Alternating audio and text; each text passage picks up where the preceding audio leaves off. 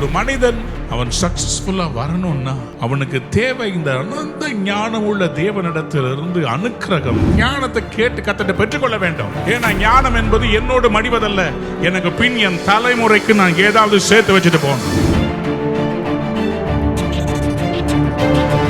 ரோமருக்கு எழுதப்பட்ட நிருபம் 11ஆம் அதிகாரம் 33வது வசனம். தேவனுடைய ஐஸ்வர்யம் ஞானம் அறிவு என்பவைகளின் ஆழம் எவ்வளவாயிருக்கிறது! அவருடைய நியாய தீர்ப்புகள் அளவிடப்படாதவைகள், அவருடைய வழிகள் ஆராயப்படாதவைகள். தேவனுடைய ஐஸ்வர்யம் ஞானம் அறிவு என்பவைகளின் ஆழம் எவ்வளவாயிருக்கிறது. பவுல் சொல்லுகிறார், ஆண்டவருடைய ஞானத்தின் ஆழம் அது எவ்வளவாயிருக்கிறது. அந்த ஞானத்தை அவர் பார்த்துட்டு அவர் சொல்றார், அந்த ஆழத்தை யாரும் அறிய முடியாது. ஆண்டவருடைய ஞானத்தின் ஆழம். அன்பு தேவனுடைய பிள்ளைகளே, ஆண்டவருடைய ஐஸ்வர்யம் அளவிடப்பட முடியாது. ஆமென் சொல்ல மாட்டேன். நம்முடைய தேவன் எப்படிப்பட்டவர்? ஐஸ்வர்ய சம்பர்ணர். அவருடைய ஐஸ்வர்யத்தை அளக்கவே முடியாது. நம்ம கிட்ட இருக்கிறதெல்லாம் ஒண்ணுமே இல்லை. நம்முடைய தேவனுடைய ஐஸ்வர்யம் அவ்வளவு பெரியது, அவ்வளவு பெரியது. அவரை ஒரு நாள் நம்ம சந்தேகப்படக்கூடாது. அவர் நினைச்சார்னா இந்த பூமியின் ராஜாக்களுக்கே படி அளக்கிறவர் அவர் தான். அவருக்கு எல்லாம் லேசான காரியம். அவருடைய ஐஸ்வர்யம் மட்டுமல்ல, அவருடைய ஞானம், அவருடைய அறிவு. Oh, the depth of the riches, both of the wisdom and knowledge of God. ஆண்டவருடைய ஞானம் அறிவு, அதனுடைய ஆழத்தை மனிதனால் புரிந்து கொள்ளவே முடியாது. அவ்வளவு உயர்ந்த ஆழம் அவருடைய ஞானம். யாராவது ஒரு ஆமேன் சொல்லுங்களேன். ஹல்லேலூயா. அந்த ஞானத்தை பார்க்கும்போது இவர் சொல்றாரு, அவருடைய ஞானத்தினுடைய ஆழம் எவ்வளவு பெருசு. அடுத்த வசனத்துல அவர் சொல்றாரு பாருங்க, கர்த்தருடைய சிந்தையை அறிந்தவன் யார்? அவருக்கு ஆலோசனைக்காரனாய் இருந்தவன் யார்? அவருக்கு ஆலோசனைக்காரனாய் இருந்தவன் யார்? அவருக்கு யாராவது ஆலோசனை கொடுக்கணுமா? அவர் யார்கிட்டயாவது கன்சல்ட் பண்ணணுமா? நமக்கு ஒரு காரியம் தேவைன்னு சொன்னா நம்ம யார்கிட்டயாவது கேட்கணும். கேட்போம், சிலர் கேட்க மாட்டாங்க. ஜிக் ஜிக்லார் என்று சொல்லப்படுகிற ஒரு புகழ்பெற்ற மார்க்கெட்டிங் எக்ஸ்பர்ட் அவர் சொல்றாரு, உனக்கு தெரியாததை மற்றவங்க ஏற்கனவே செய்து முடித்திருப்பார்கள். அவர்கள் வாழ்க்கையின் பாடத்தை நீ படித்தால் அவர்கள் செய்த தவறுகளை நீ செய்ய மாட்டாய். நம்முடைய தேவனுடைய அவருடைய ஞானம் அறிவு என்பது அவர் எதை பார்த்தும் கற்றுக்கொள்ளவில்லை. அவரே ஞானமானவர். அவர் ஞானத்தின் சொரூபியாய் இருக்கிறார். யோபு 12:13 யோபு சொல்லுகிறார், அவரிடத்தில் ஞானமும் வல்லமையும் எத்தனை அதிகமாய் இருக்கும். அவரிடத்தில் ஞானமும் வல்லமையும் எத்தனை அதிகமாய் இருக்கும். ஓ, ஏன் அவர்கிட்ட எல்லாமே இருக்குதுன்னா அவருக்கு தான் ஆலோசனையும் புத்தியும் உண்டு. யோபு அதை பார்த்து சொல்றாரு, அவரிடத்தில் ஞானமும் வல்லமையும் எத்தனை அதிகமாக இருக்கும். With him is wisdom and strength. நல்லா புரிந்து கொள்ளுங்க, சரீரத்தில் பலன் இருந்தா பெரிய முக்கியம் இல்லைங்க, ஞானம் வேண்டும். ஞானம் இல்லாம பலனும் வேஸ்ட், பணமும் வேஸ்ட். ஞானம் இல்லாம உங்களுக்கு கிடைக்கிற எல்லா ஆசீர்வாதங்களும் வேஸ்ட். ஒரு குடும்பத்தை நல்லா நடத்தணும்னா புத்தியுள்ள ஸ்திரீ தன் வீட்டை கட்டுகிறாள். அப்போ ஒரு புத்தி வேணும். ஒரு ஞானம் வேண்டும். only wisdom can build. எவ்வளவு இம்பார்ட்டன்ட் லைஃப்ல wisdom. டீ கடையில் இருந்த ஒரு மனிதன் இன்றைக்கு பெரிய ஒரு பென்ஸ் கார்ல போறார். ஒரு வாலிபன் கன்ஸ்ட்ரக்ஷன்ல இருக்கிற கன்ஸ்ட்ரக்ஷன் சைட்டுக்கு ஆயில் சப்ளை பண்ணி கொண்டிருந்தான். சென்ட்ரிங் போடுறதுக்கு ஆயில் சப்ளை பண்ணி கொண்டிருந்தான். பிறகு அந்த ஆயில் சப்ளை பண்றவன் அந்த கன்ஸ்ட்ரக்ஷன் கம்பெனியில சேர்ந்து கன்ஸ்ட்ரக்ஷன் தொழிலே ஈடுபட்டு கொண்டிருந்தார். அதுக்கு பிறகு ஒரு மேஸ்திரியாக மாதிரி கான்ட்ராக்ட் எடுத்து கன்ஸ்ட்ரக்ஷன் வேலை செய்து கொண்டிருந்தார். அதுக்கு பிறகு சொந்தமாக ஒரு கம்பெனி ஆரம்பித்து அந்த கம்பெனியில் பல பேருக்கு வேலை கொடுக்க ஆரம்பித்து இன்றைக்கு பார்த்தீங்கன்னா ஒரு மிகப்பெரிய காஸ்ட்லியஸ்ட் கார் டிஃபெண்டர்னு சொல்லுவாங்க, அந்த காரை வாங்கி அவங்க அப்பாவை அந்த கார்ல கூட்டிட்டு வர. ஒரு சாதாரண ஒரு பையன், ரொம்ப பெரிய இடத்துல சென்னையில வளர்ந்தவன் இல்லை. அவங்க வீடெல்லாம் அப்படியே குடிசை, சாதாரண ஒரு லோவர் கிளாஸ் ஃபேமிலியில பிறந்தவன். ஆனா இன்னைக்கு அவன் இவ்வளோ பெரிய ஆளா அவன் மாறி இருக்கிறதுக்கு காரணம் ரொம்ப இம்பார்ட்டன்ட் ஆனது ஞானம். ஞானம் தன் வீட்டை கட்டி, வாசிங்க என்னோடு கூட நீதிமொழிகள் 9ஆம் அதிகாரம் 1வது வசனம். ஞானம் தன் வீட்டை கட்டி தன் 7 தூண்களையும் சித்திரம் தீர்த்து தன் கொழுத்த ஜந்துக்களை அடித்து திராட்சரசத்தை வார்த்து வைத்து தன் போஜன பந்தியை ஆயத்தப்படுத்தி தன் பணிவிடைக்காரிகளை அனுப்பி பட்டணத்தின் உயர்ந்த மேடைகளின் மேல் நின்று கூப்பிட்டு புத்தியீனனை நோக்கி, எவன் பேதையோ அவன் இவ்விடத்தில் வர கடவன். நீங்கள் வந்து என் அப்பத்தை புசித்து நான் வார்த்த திராட்சை ரசத்தை பானம் பண்ணுங்கள். கைகளை உயர்த்தி அல்லேலூயா சொல்றீங்களா? ஞானம் தன் வீட்டை கட்டுகிறது. ஞானம் தன் வீட்டை கட்டி 7 தூண்களையும் சித்திரம் தீர்த்து போறவங்களெல்லாம் கூப்பிடுது. கொழுத்த ஜந்துக்களை அடித்து திராட்சரசத்தை வார்த்து வைத்து போஜன பந்தியை ஆயத்தப்படுத்தி கூப்பிடுகிறது. நீதிமொழிகள் புஸ்தகத்தை நீங்க வாசித்து பார்த்தீங்கன்னா ஏராளமா ஞானத்தை பத்தி வந்துகிட்டே இருக்கும். உங்களுக்கு ஒரு ஆலோசனையா சொல்றேன், ஒவ்வொரு நாளும் நீதிமொழிகளை வாசிங்க, டெய்லி வாசிங்க, மாதம் முழுவதும் வாசிங்க. மற்ற பைபிள் போர்ஷன் இருந்தாலும் இதை தவறாம வாசித்து பாருங்க. நிறைய ஞானத்தை பத்தி இங்கே நீதிமொழிகள் எழுதி வைத்திருக்கிறது. சத்தமா சொல்லுங்களேன் ஆமென், ஹல்லேலூயா.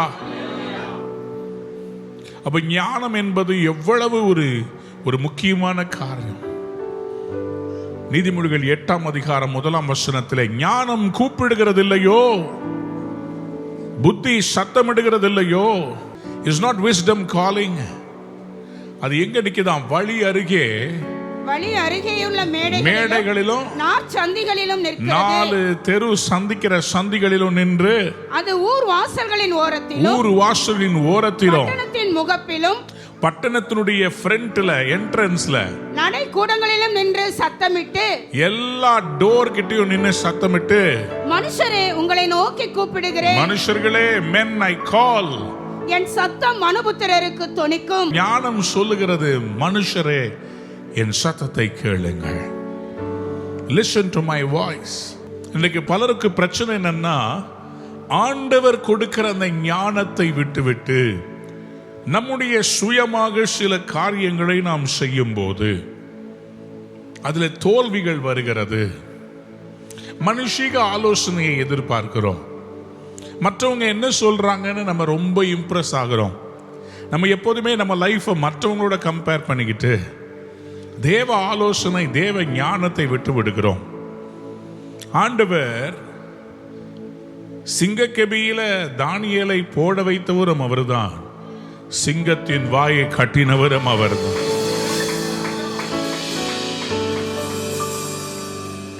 சிம்சோனுடைய போகிற வழியில சிங்கத்தை அலோவ் பண்ணதும் அவர்தான். சிங்கத்தை கொல்லுவதற்கான பலத்தை கொடுக்கிறவரும் அவர்தான். அல்லேலூயா சொல்லுங்க, அல்லேலூயா. கானானை தருவேன் என்று சொன்னவர் அவர்தான். கானானில் கானானியர்களையும் 7 ஜாதிகளையும் வைத்திருந்த அந்த காரியமும் அவர்தான். Everything God kept. எதுக்குன்னு சொன்னா அந்த ஞானத்தால ஜெயிக்கணும். அவர் தீர்க்க தரிசனத்தை கொடுப்பார். அந்த தீர்க்க தரிசனத்தை நிறைவேற்றுவதற்கு நமக்கு ஞானம் தேவை. வாக்குத்தத்தங்களை வாங்கி கொண்டால் எல்லாம் தன்னால் நடக்கும் என்று யோசிக்காதீர்கள். When God gives things, He is also into the details of it. God will give you a prophecy, but also give you the wisdom to fulfill that prophecy. எத்தனை பேர் ஆமென் சொல்ல விரும்புறீங்க? யோபுவின் புஸ்தகம் 28ஆம் அதிகாரம் 27, 28 அவர் ஞானத்தை குறித்து சொல்றார் பாருங்க, வாசிங்க. அவர் அதை பார்த்து கணக்கிட்டார். அதை ஆராய்ந்து ஆயத்தப்படுத்தி சரி மனுஷனை நோக்கி, இதோ ஆண்டவருக்கு பயப்படுவதே ஞானம், ஆண்டவருக்கு பயப்படுவதே ஞானம், பொல்லாப்பை விட்டு விலகுவதே புத்தி என்றார் என்று சொன்னார். கைகளை உயர்த்தி அல்லேலூயா சொல்றீங்களா? அல்லேலூயா. ஆண்டவருக்கு பயப்படுவதுதான் ஞானம், அதுதான் புத்தி. பொல்லாப்பை விட்டு விலகுவதுதான் புத்தி. ஞானம் என்பது அவருக்கு பயப்படுவது, புத்தி என்பது பொல்லாப்பை விட்டு விலகுவது. ஒருவன் ஞானமாய் நடக்கிறது பெருசு இல்ல, புத்தியா நடக்கணும். He has to be wise, not just filled with the wisdom. ரொம்ப மூளை இருந்தாலும் பிரச்சனை தான், ஒண்ணுமே இல்லைனாலும் பிரச்சனை தான். இந்த ரெண்டுக்கும் இடையில இருக்கிறவங்களுக்கு பிரச்சனை இல்லை. ஓவரா மூளை இருக்கிறவன் எப்போதுமே என்னத்தை பண்ணலாம் ஏது பண்ணலாம் ரொம்ப யோசிப்பான். ஆனா ரொம்ப மூளையே இல்லாதவன் எதை பத்தியும் கவலைப்பட மாட்டான். அவனுக்கு யார் திட்டினாலும் கவலை இல்லை. ஆனா அந்த பேலன்ஸா இருக்கிறாங்க பாத்தீங்களா, அவங்க தான் சாதனையாளர்கள். என்ன சில பேர் அந்த ஞானத்தை பெற்று பெருமை அடைந்திருக்கிறார்கள். ஞானம், தேவன் கொடுக்கிற பரலோக ஞானம் பெருமைக்கு நேராக நடத்தாது. அது யாக்கோபு 3ஆம் அதிகாரத்தில் நம்ம ஏற்கனவே வாசித்தோம். 17, 18ஆம் வசனங்களில் யாக்கோபு 3ஆம் அதிகாரத்தில் எப்படியாக அந்த ஞானத்தை உடையவர்கள் அவர்கள் இந்த பெருமை கொள்ள மாட்டார்கள் என்பதை குறித்து நம்ம வாசித்தோம். யாக்கோபு 3, 13ஆம் வசனத்திலிருந்து 17, 18 வரைக்கும் வாசித்து பார்க்கும்போது, உங்களில் ஞானியும் விவேகியுமாய் இருக்கிறவன் எவனோ அவன் ஞானத்துக்குரிய சாந்தத்தோடே தன் கிரியைகளை நல்ல நடக்கையினாலே காண்பிக்க கடவன். உங்கள் இருதயத்திலே கசப்பான வைராக்கியத்தையும் விரோதத்தையும் வைத்தீர்களானால் நீங்கள் பெருமை பாராட்டாதிருங்கள். சத்தியத்திற்கு விரோதமாய் பொய் சொல்லாமலும் இருங்கள். இப்படிப்பட்ட ஞானம் பரத்திலிருந்து இறங்கி வருகிற ஞானமாயிராமல் லௌகீக சம்பந்தமானதும் ஜென்ம சுபாவத்துக்குரியதும் பேய்த்தளத்துக்கு அடுத்ததுமாய் இருக்கிறது. வைராக்கியமும் விரோதமும் எங்கே உண்டோ அங்கே கலகமும் சகல துர்ச்செய்கைகளும் உண்டு. பரத்திலிருந்து வருகிற ஞானமோ முதலாவது சுத்தமுள்ளதாயும் பின்பு சமாதானமும் சாந்தமும் இணக்கம் உள்ளதாயும் இரக்கத்தாலும் நற்கனிகளாலும் நிறைந்ததாயும் பட்சபாதம் இல்லாததாயும் மாயமற்றதாயும் இருக்கிறது.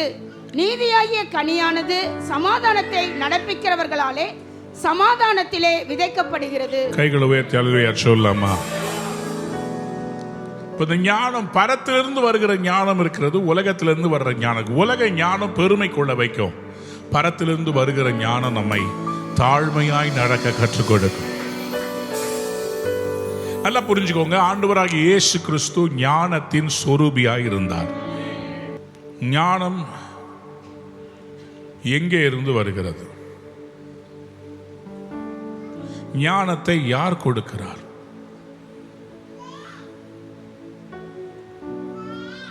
பிதாவா, குமாரனா, பரிசுத்தாவியானவரா? மூவரும் கொடுப்பார்கள். யாக்கோபு 1ஆம் அதிகாரம் 5ஆம் வசனத்தை வாசித்து பாருங்கள். உங்களில் ஒருவன் ஞானத்தில் குறைவுள்ளவனாய் இருந்தால் யாவருக்கும் சம்பூர்ணமாய் கொடுக்கிறவரும் ஒருவரையும் கடிந்து கொள்ளாதவருமாகிய தேவனிடத்தில் கேட்க கடவன், தேவனிடத்தில் பிதாவாகிய தேவனிடத்தில் கேட்க கடவன், அப்பொழுது அவனுக்கு கொடுக்கப்படும். யாருக்கெல்லாம் ஞானம் வேணும்? பிதா பிதா பிதா, ஒருவரையும் கடிந்து கொள்ளாதவர், யாவருக்கும் சம்பூர்ணமாய் கொடுக்கிறவர், பிதாவாகிய தேவன் ஞானத்தை தருகிறார். The wisdom of the Father. அந்த wisdomல தான் அவர் உலகத்தையே அவர் படைத்தார். உலகம் சிருஷ்டிக்கப்பட்டதே தேவ ஞானத்தில் தான் சிருஷ்டிக்கப்பட்டது. பட்டாம்பூச்சிகளுக்கு வர்ணத்தை கொடுத்தவர் அவர்தான். சூரியனுக்கும் சந்திரனுக்கும் டைம் ஃப்ரேம் போட்டு கொடுத்தவர் அவர்தான்.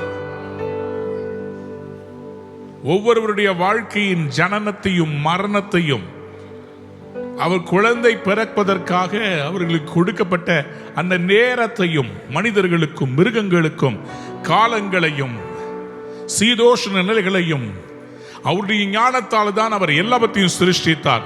In the wisdom of God the whole world was created. எத்தனை பேர் ஆமென் சொல்ல விரும்புகிறார்? ஞானத்தில் தான் அவர் உலகத்தையே சிருஷ்டித்தார். The whole world was created by the wisdom of the Father God. அதனால தான் நம்ம ஞானத்தில் குறைபட்டா அவர்கிட்ட கேட்கலான்னு சொல்லி பைபிள் சொல்லுகிறது. சொல்லுங்க ஆமென்.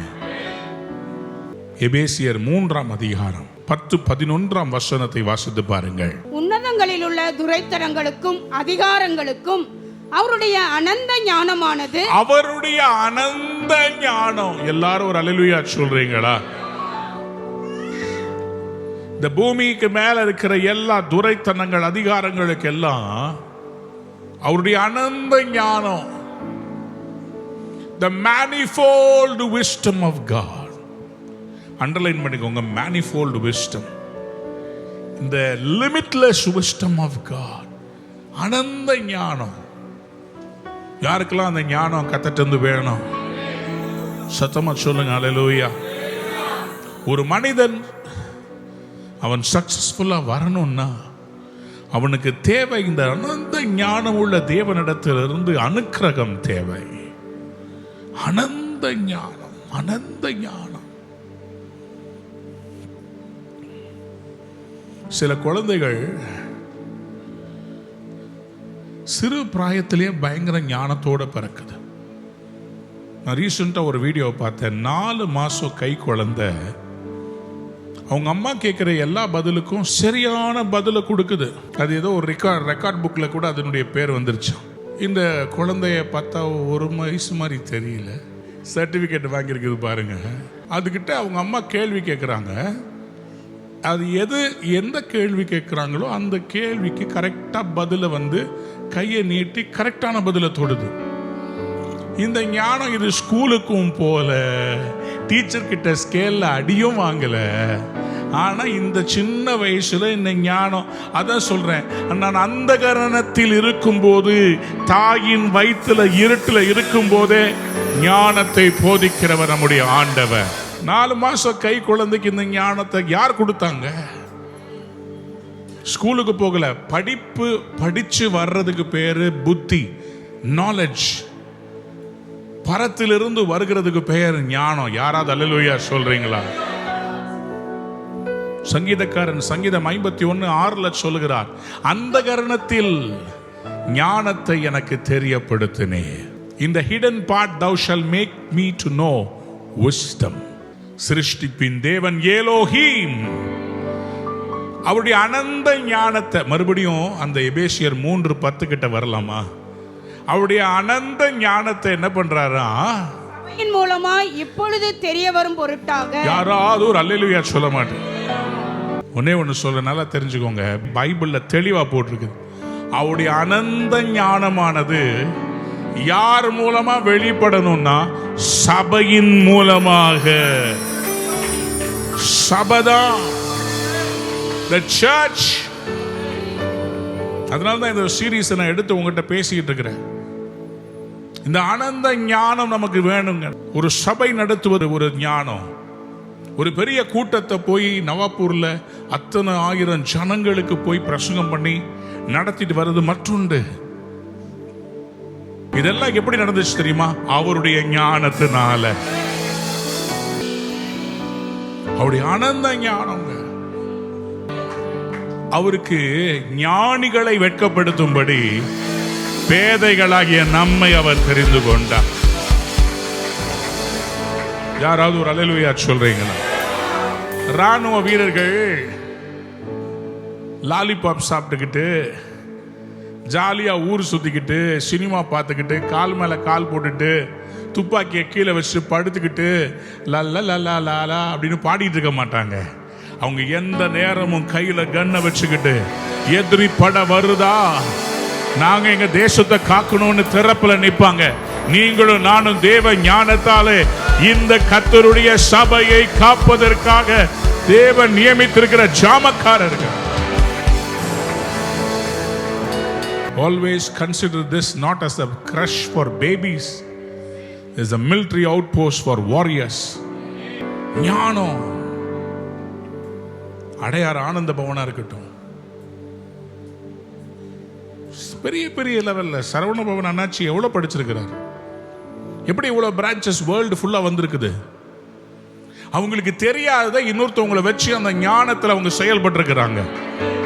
பிரச்சனை என்ன, சில பேருக்கு தன்னை பத்தி ரொம்ப அபிப்பிராயம், அதனால வேற யார்ட்டையும் கேட்கறது இல்லை, தானும் புத்தி இல்லை. என்ன சொல்லுவாங்க? சொல் புத்தியும் இல்லை, சுய புத்தியும் இல்லை. அதனாலதான் கேட்கிறேன், இப்போ யாராவது ஒரு ஞானத்தை கேட்டு கத்தட்ட பெற்றுக்கொள்ள வேண்டும். ஏன்னா ஞானம் என்பது என்னோடு மடிவதல்ல, எனக்கு பின் என் தலைமுறைக்கு நான் ஏதாவது சேர்த்து வச்சுட்டு போகணும். நான் என் தலைமுறைக்கு சேர்த்து வச்சுட்டு போகணும். என் பிள்ளைகளுக்கு நான் ஒரு ஆசீர்வாதத்தை வச்சுட்டு போகணும். ஞானம் இல்லாம சுயநலமா நான் மட்டும் வாழ்ந்து சாப்பிட்டு தூங்கி என் பிள்ளைகளை அனாதையா நடுத்தரில் விட்டுட்டு போக கூடாது. ஞானமா செயல்படணும், ஞானமா செயல்படணும். பிதா ஞானம் உள்ளவர். அவர் படைச்சது எல்லாமே தன்னால ரிப்பீட் ஆகும், எதுவுமே செத்து போயிடாது. ஒரு ரீப்ரொடக்டிவ் நேச்சரை மறுபடி விதை தருகும்படி கர்த்தருடைய ஞானத்திலே சொல்லுகிறார். பூமி உள்ள அளவும் விதைப்பும் அறுப்பும் சீதளமும் உஷ்ணமும், கோல்டு அப்புறம் கோடைக்காலம் மாரிக்காலம், இது நிற்காதுன்னு சொல்லி ஆண்டவர் சொல்றார். அவர் அந்த பிரின்சிபலை ஏற்படுத்தி வச்சுட்டார். அவர் மறுபடியும் வந்து ஒரு ரோஜாவை உருவாக்க வேண்டாம், ரோஜாவை ஒரு தடவை உருவாக்கினார், அது ரோஜாக்களை தந்து கொண்டே இருக்கும். புல்ல உருவாக்கினார், அது புல்லு வந்துகிட்டே இருக்கும். அதே மாதிரிதான் நம்மளும் ஞானமா பெற்றுக்கொண்டதை அதை மல்டிப்ளை பண்ணணும். நீங்க பலுகி பெருகுங்கள் என்று சொன்னார். அதுக்கு தேவை ஞானம். கிறிஸ்து ஞானம் உள்ளவர். கிறிஸ்துவின் ஞானத்தை பற்றி வேதம் என்ன சொல்கிறது? 1 கொரிந்தியர் 1ஆம் அதிகாரம் 24வது வசனம். ஆகிலும் யூதரானாலும் கிரேக்கரானாலும் எவர்கள் அழைக்கப்பட்டிருக்கிறார்களோ அவர்களுக்கு கிறிஸ்து தேவ பலனும் தேவ ஞானமுமாய் இருக்கிறார். யாரை கர்த்தர் அழைத்திருக்கிறாரோ, யூதரானாலும் கிரேக்கனானாலும் யாரா இருந்தாலும் சரி, யாரை அழைத்திருக்கிறாரோ.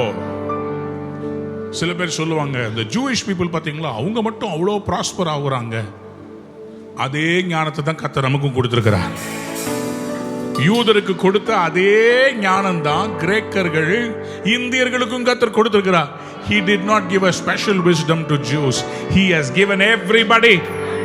ரோமர் 2:11 சொல்லுகிறது, அவருக்குள்ள எந்த பட்சபாதமும் இல்லை, அவர் பட்சபாதம் உள்ளவர் அல்லவே. For God does not show favoritism. So through Christ, the power of God and the wisdom of God, சபையை நீயும் நானும் இன்றைக்கு உலகத்திலே சிறந்து விளங்க வேண்டும். The church is supposed to produce millionaires. The church is supposed to produce collectors. The church is supposed to produce a prime minister. யோசேப்பை பார்த்து பார்வான் சொல்லுகிறார், உனக்குள்ள தேவர்களின் ஆவி இருக்கிறது, நீ என்ன சொன்னாலும் கரெக்டா இருக்குது. அவன் சொன்ன ஆலோசனை, அவன் பேசின அந்த ஞானம், கிறிஸ்து அதே ஞானத்தை நமக்கு கொடுக்க அவர் வல்லமை உள்ளவர் இருக்கிறார். ஏன்னா கிறிஸ்துனாவே ஞானம், வல்லமை. சொல்லுங்க அல்லேலூயா. அந்த ஞானமும் வல்லமையும் நமக்குள்ள இறங்கி வரப்போகிறது. கிறிஸ்துவுக்குள்ள இருந்த ஞானம், வல்லமை. இன்னொரு வசனம் வாசிங்க, 1 கொரிந்தியர் 1:30 வாசிங்களேன். படி நீங்கள் அவராலே கிறிஸ்து இயேசுவுக்கு உட்பட்டிருக்கிறீர்கள். எழுதியிருக்கிறபடி மேன்மை பாராட்டுகிறவன் கர்த்தரை குறித்தே மேன்மை பாராட்டத்தக்கதாக அவரே தேவனால் நமக்கு ஞானமும் நீதியும் பரிசுத்தமும் மீட்புமானார். கிறிஸ்து யாரா இருக்கிறாரா? அவரே தேவனால் நமக்கு ஞானமோ நீதியோ பரிசுத்தமோ மீட்புமானார். தேவனால் நமக்கு ஞானம், நீதி, பரிசுத்தம், மீட்பு. Christ became the wisdom, the righteousness, the holiness and the redemption of God. Christ equal to wisdom, righteousness, holiness, redemption. கிறிஸ்துனாலே இதுதான். கிறிஸ்து என்றால் ஞானம். அப்போ இப்ப ஞானம் வேணும்னா யாரை கூப்பிடணும்? கையை உயர்த்தி ஒரு அல்லேலூயா சொல்ல மாட்டேன். அல்லேலூயா. ஞானத்தை போய் ஒரு கடையில ஞானம் எவ்வளவு கிடைக்கும்? கிலோ எவ்வளவு சார் ஞானம்? அங்க இருக்கிற மிஸ்டர் ஞானம் சொல்லுவாரு, என் பேர் தான் ஞானம், கடையில் ஞானம் இல்லைங்க, கத்தட்டு தான் ஞானம் வருகிறார். இயேசு கிறிஸ்து தான் ஞானம். யாராவது ஆமென் சொல்லுங்களேன். Christ is the wisdom of God. பிசாசு நினைச்சா சிலுவை ஒரு தோல்வி சின்னம், இயேசு மரிப்பது ஒரு தோல்வியின் அடையாளம். அவன் ஒரு முட்டாள். அவனுக்கு தெரியல இவர் ஒருத்தர் மரிச்சா இவர் உயிரோடு எழும்பி அவருக்குள் மரிக்கிற எல்லாரையும் எழுப்பிடுவார். That is the manifold wisdom of God. ஒரு ஆடு மரிச்சா இன்னொரு ஆடை எழுப்ப முடியாது. ஆடுடைய ரத்தம் தற்காலிகமா பாவத்தை மன்னிப்பதற்காக கொடுக்கப்பட்டது. ஆனா மனிதன் மூலமாய் பிறக்காத இயேசு கிறிஸ்து மரியாளிடத்திலே பரிசுத்த ஆவியினாலே பரிசுத்தமாய் பிறந்தவருடைய ரத்தம். பூமியிலே ரத்தம் இருக்கிறது, பரிசுத்தம் இல்லை. பரலோகத்திலே பரிசுத்தம் இருக்கிறது, ரத்தம் இல்லை. பூமியில் இருக்கிற மனுஷனுடைய பாவங்களை மன்னிக்க வேண்டுமானால் பரலோகத்தின் பரிசுத்தமும் பூமியின் ரத்தமும் கலக்க வேண்டும். இயேசு பரிசுத்தமாய் பிறந்து மாம்சமும் ரத்தம் உடையவராய் நம்முடைய பாவங்களுக்காக ஒரே தரம் அவர் பலியானபடியினால் தேவ ஞானம் நம்மிடத்தில் வெளிப்பட்டது. ஆகவே தான் தன் சொந்த குமாரன் என்றும் பாராமல் அவரை சிலுவையிலே மரிக்கும்படி ஒப்பு கொடுத்தார். அவருடைய தோல்வி ரொம்ப பயங்கரமா இருக்குதாம். அவர் தன்னையே காப்பாற்றிக் கொள்ள முடியவில்லையாம். அவர் எப்படி அவரை நோக்கி வேண்டுகிறவர்களை காப்பாற்றுவாராம்? முட்டாள்களே, அவர் தன்னை மரிக்க கொடுத்ததுக்கு காரணம் பூமியிலிருந்து ஒரு ரத்தம் அவரை நோக்கி கதறணும். பிதாவை நோக்கி கதற வேண்டும். தன் சொந்த ரத்தத்தை மண்ணுல ஊத்தி மனுஷனை உருவாக்குனாரே. மண்ணினால உருவாக்கப்பட்ட மனுஷனுக்குள்ள அவருடைய சுவாசத்தால ரத்தம் பிறந்துச்சு. அந்த சுவாசத்தை நோக்கி கூப்பிடும் போது மண்ணினால் உருவாக்கப்பட்ட மனிதனுக்குள்ளே பரிசுத்த ரத்தம், இயேசுவின் ரத்தம் கடந்து வருகிறது. அவன் புது சிருஷ்டியாய் அம்மாவுடைய வயிற்றுல பிறந்தது அல்ல, தேவனுக்குள் மறுபிறப்பை தந்து சதா காலங்கள் வாழ வைக்கிறாரே. இயேசு கிறிஸ்து தான் ஞானத்தின் அடையாளம். கொலோசியர் 2 அதிகாரம் 2:3 சொல்லுகிறது, அவர்களுடைய இருதயங்கள் தேற்றப்பட்டு அவர்கள் அன்பினால் இணைக்கப்பட்டு பிதாவாகிய தேவனுக்கும் கிறிஸ்துவுக்கும் உரிய ரகசியத்தை அறிந்து கொள்ளுகிற உணர்வின் பூரண நிச்சயத்தினுடைய எல்லா ஐஸ்வர்யத்திற்கும் உரியவர்கள் ஆக வேண்டும் என்றே இப்படி விரும்புகிறேன். அவருக்குள் ஞானம் அறிவு என்பவைகளாகிய பொக்கிஷங்கள் எல்லாம் அடங்கி இருக்கிறது. இயேசு கிறிஸ்துவுக்குள்ள ஞானம் அறிவு என்பவைகளாகிய பொக்கிஷங்கள் எல்லாம் ஒளிந்திருக்கிறது. In him are hid all the treasures of wisdom and knowledge. Wisdom of God through Christ. யாரெல்லாம் இயேசுவை ஏற்றுக்கொள்றாங்களோ அவங்களுக்குள்ள அந்த அனந்த ஞானம் கிறிஸ்துவின் மூலமாய் அவரை நீங்க ஏற்றுக்கிட்டீங்கன்னா ஒரு பேக்கேஜா ஏற்றுக்கொள்றீங்க. அவருக்குள்ள எல்லாமே இருக்குது. அதுக்குதான் the more you have Jesus, the more you have wisdom. பரிசுத்த ஆவியானவர் மூலமாய் வருகிற ஞானம். ஏசாயா 11 அதிகாரம் 2 வாசிக்கும் போது, ஏசாயா 11:2 ஞானத்தையும் உணர்வையும் அருளும் ஆவியும் ஆலோசனையும் பலனையும் அருளும் ஆவியும் அறிவையும் கர்த்தருக்கு பயப்படுகிற பயத்தையும் அருளும் ஆவியுமாகிய கர்த்தருடைய ஆவியானவர் அவர் மேல் தங்கி இருப்பார். யாராவது ஒரு அல்லேலூயா சொல்றீங்களா?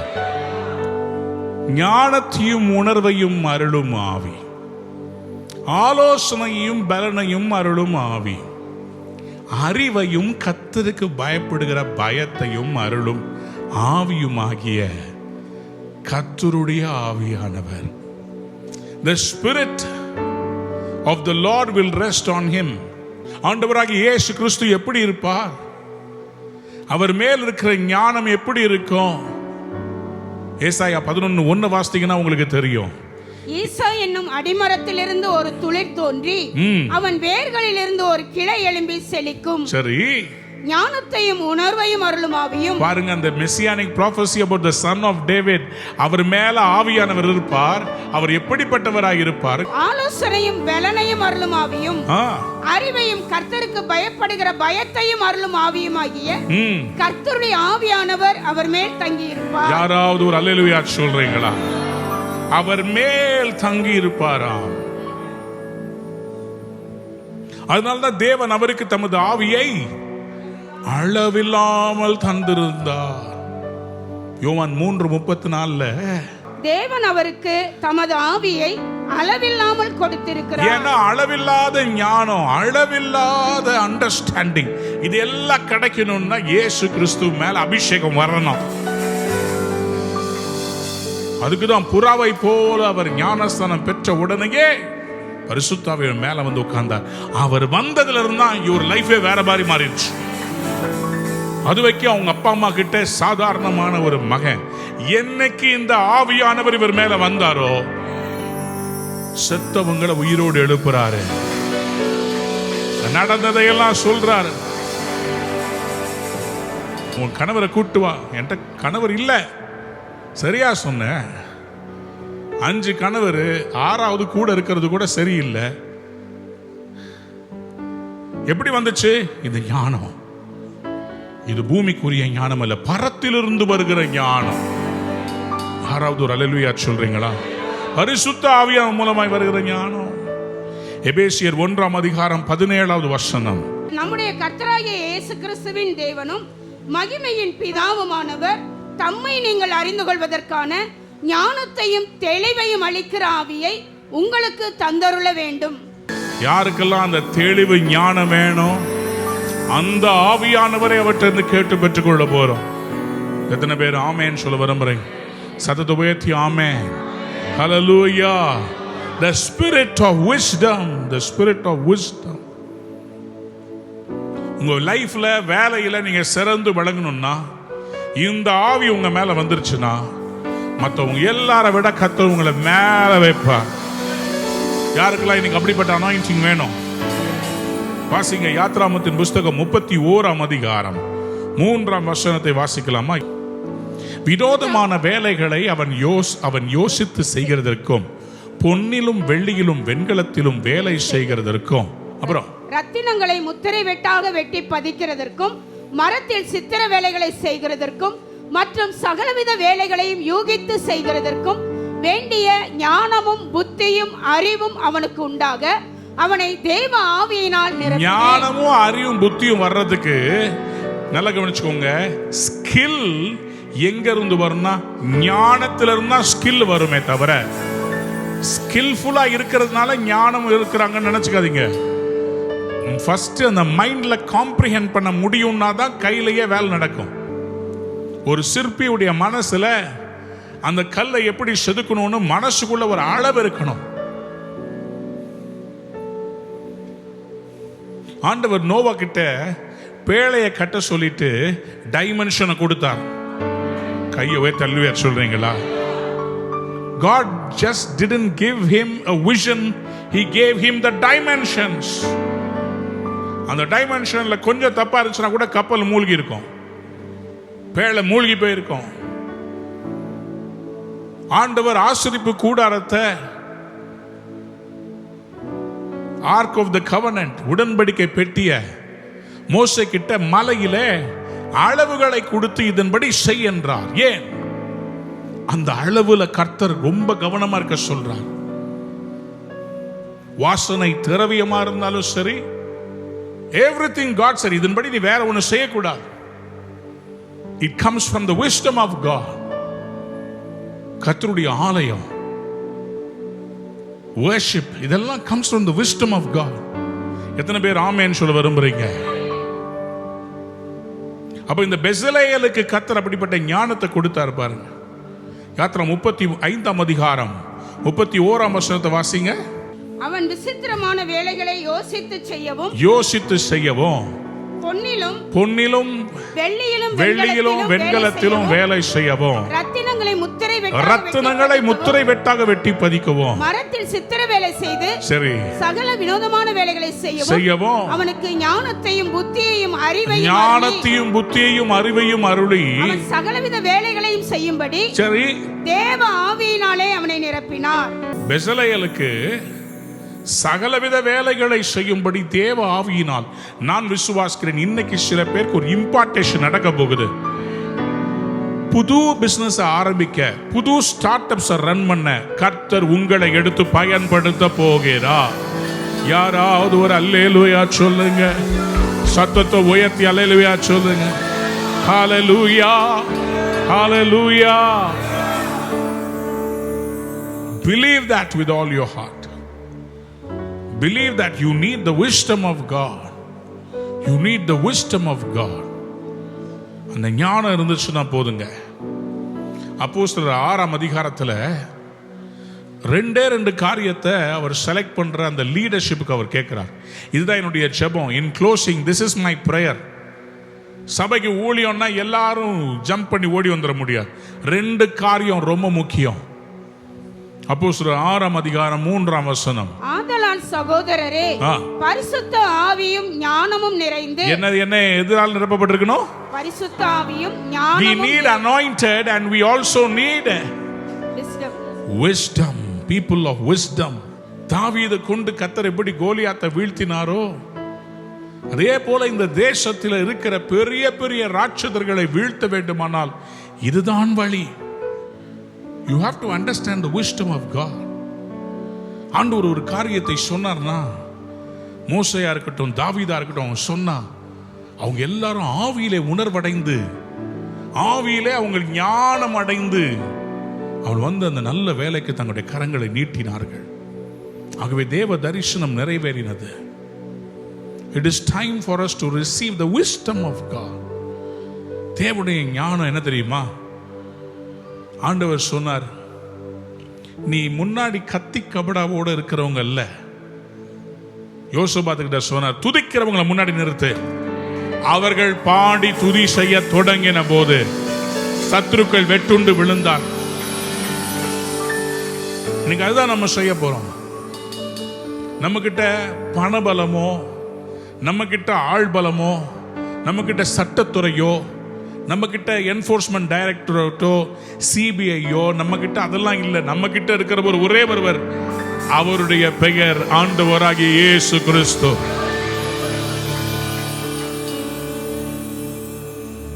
நான் அவரை உயர்த்தணும். நமக்கு என்ன பண்ணணும்னா அவரை மேல மேல உயர்த்தணுங்க. உங்களை மாதிரி யாரும் கிடையாது ஆண்டவரே, நீ பெரியவர், நீ வல்லமை உள்ளவர், நீ சகலத்தையும் செய்து முடிக்கிறவர். அவரை பத்தியே புகழ புகழ புகழ புகழ அவரை உயர்த்த. யுத்தத்தில் தேவனுடைய ஞானத்தை பற்றி நான் பேசுகிறேன். But I just want you to have a glimpse of what can be done. Wisdom of God. யோசபாத்தினுடைய காரியத்தை வாசிக்கிறீங்களா? 2 நாளாகமத்தின் புஸ்தகம் 20ஆம் அதிகாரம் 21ஆம் வசனம் 22ஆம் வசனத்தை வாசியுங்கள். பின்பு அவன் ஜனத்தோடே ஆலோசனை பண்ணி பரிசுத்தமுள்ள மகத்துவத்தை துதிக்கவும் ஆயுதம் அணிந்தவர்களுக்கு முன்னாக நடந்து போய் கர்த்தரை துதியுங்கள், அவர் கிருபை என்றும் உள்ளதென்று கர்த்தரை பாடவும் பாடகரை நிறுத்தினான். அவர்கள் பாடி துதி செய்ய தொடங்கின போது யூதாவுக்கு விரோதமாய் வந்து பதிவிருந்த அம்மோன் புத்திரரையும் மோவாபியரையும் சேயீர் மலை தேசத்தாரையும் ஒருவருக்கு விரோதமாய் ஒருவரை கர்த்தர் எழும்ப பண்ணினதினால் அவர்கள் வெட்டுண்டு விழுந்தார்கள். 21ஆம் வசனம் சொல்கிறது, பரிசுத்தமுள்ள மகத்துவத்தை துதிக்கவும், கர்த்தரை துதியுங்கள், அவர் கிருபை என்றும் உள்ளது என்று கர்த்தரை பாடவும். பரிசுத்தமுள்ள மகத்துவத்தை துதிக்க, கர்த்தர் நல்லவர், அவர் கிருபை என்றும் உள்ளது என்று பாட பாடகரை நிறுத்தினான். கத்தியும் இல்ல, ரத்தமும் இல்ல, யுத்தமும் இல்ல, ஆராதனை மாற்றத்தை கொண்டு வந்தது. வேதம் உண்மை என்று நான் விசுவாசிக்கிறேன். சத்திய வேதம் பொய் சொல்லாது என்பதை நான் விசுவாசிக்கிறேன். எத்தனை பேர் இந்த பிதா குமாரன் பரிசுத்தாவின் மூலமாய் வருகிற அந்த அபிஷேகத்தில், அனாயிண்டிங்ல, அந்த விஸ்டம்ல செயல்பட விரும்புறீங்க? யாருக்கெல்லாம் அந்த விஸ்டம் வேணும்? விஸ்டம் என்ன தெரியுமா? கர்த்தர் உங்களோட பேசுவார். விஸ்டம் என்ன தெரியுமா? உங்களோட ஆண்டவர் பேசுவார். ஆனா அது கீழ்ப்படியணும். ஒருவன் நிலத்துல வயல்ல வேலை செஞ்சுட்டு இருந்தானா, அவன் வயல்ல வேலை செய்யும் போது அந்த வயல்ல ஒரு புதையலை பார்த்தானா. அவன் என்ன பண்ணானா, அவன் தேர ஓடி போய் ஒரு காரியம் செய்தான். என்ன செஞ்சான் வாசிங்களேன். அன்றியும் பரலோக ராஜ்யம் நிலத்தில் புதைந்திருக்கிற பொக்கிஷத்துக்கு ஒப்பாயிருக்கிறது. பரலோக ராஜ்யம் நிலத்தில் புதைந்திருக்கிற பொக்கிஷத்துக்கு ஒப்பாயிருக்கிறது. அதை ஒரு மனுஷன் கண்டு மறைத்து அதை பற்றிய சந்தோஷத்தினாலே போய் தனக்கு உண்டான எல்லாவற்றையும் வித்துட்டு அந்த நிலத்தை கொள்ளுகிறான். யாராவது புரிஞ்சவங்க அல்லேலூயா சொல்றீங்களா? இந்த மனுஷனுக்கு ஒரு ஞானம் ஒன்று இருக்கிறது. அவன் என்னன்னா, பரலோக ராஜ்யம் நிலத்தில் புதைந்திருக்கிற பொக்கிஷத்துக்கு ஒப்பாக இருக்கிறது. அதை ஒரு மனுஷன் கண்டு மறைத்து அதை பற்றிய சந்தோஷத்தினாலே போய் தனக்குண்டான எல்லாவற்றையும் விற்று அந்த நிலம், எந்த நிலத்தில், ஏன்னா நிலத்தில் இருக்கிற பொக்கிஷம் யார்கிட்ட நிலம். இப்ப இதோட அவருக்குள் பொக்கிஷங்கள் எல்லாம் மறைந்திருக்கிறது இயேசுவை பத்தி போட்டிருக்குது. அப்போ நம்ம தான் நிலம், நமக்குள்ள இருக்கிற இயேசு தான் பொக்கிஷம். அவருக்காக நம்ம எதை செய்தாலும் கர்த்தர் நம்மை அளவில்லாமல் ஆசீர்வதிக்கிறவராயிருக்கிறார். அன்பான நேயர்களே, இந்நிகழ்ச்சியில் கொடுக்கப்பட்ட வாக்குத்தத்தங்களும் தீர்க்க தரிசன வார்த்தைகளும் உங்களுக்கு ஆசீர்வாதமாய் இருந்திருக்கும் என்று நாங்கள் நம்புகிறோம். நீங்கள் பெற்ற ஆசீர்வாதங்களையும் ஜெப விண்ணப்பங்களையும் மற்றும் உங்கள் காணிக்கைகளையும் அனுப்ப வேண்டிய எங்கள் முகவரி: ரூவா ஊழியங்கள், எண் 82, ஜவஹர்லால் நேரு சாலை, சிம்ஸ் மருத்துவமனை எதிரில், வடபழனி, சென்னை 26. உங்கள் காணிக்கைகளை ஆன்லைன் மூலமாக எளிதாக செலுத்தலாம்.